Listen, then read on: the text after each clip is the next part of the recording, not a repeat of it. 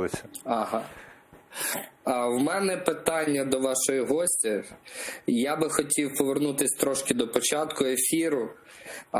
Поки ви тут це все далі розмовляли, я пролистав, включив собі в записі, і якщо чесно, той перелік фраз, який був застосований до чинного президента, він може подобатись, може не подобатись. Може він лох, може не лох, може пасажир, може не пасажир. Це вже трошки інші справи. Але саме в тому переліку, якби хтось примінив до мене, я б сказав, що це є погроза моєму життю і здоров'ю. Я би пішов в міліцію і написав заяву. Я виключно про це. Чи це не обмовка? Так. В поліцію? По-перше, мені пофіг, якщо чесно.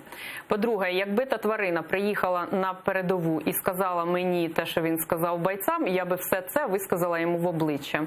По-третє, я йому можу зараз висказати все це в обличчя в тій самій формі. Тому що якщо воно не вибачиться, а там вибачатися на кілька діб взагалі за все, за що мене вкурвлює цей президент, він буде сидіти, вибачатись кілька діб.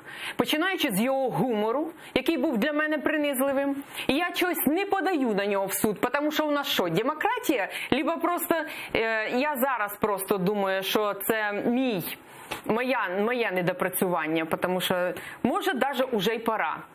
Якщо от зараз до нього, я думаю, ж дійшло, мабуть, отаким, через такий кіпіш, я підозрюю, що може до нього дійшло нарешті, що треба базар трошки свій фільтрувати і іншою мовою з людьми розмовляти. От зараз подивимось. Тому що як тільки я почую, що він буде так само розмовляти з людьми, я запишу такий самий відос. Мені однаково, як він буде його взагалі сприймати.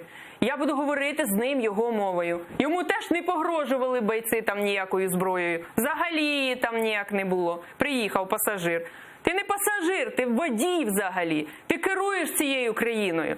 Або ж пасажир, і ми просто не знаємо, хто у нас там керує цією країною.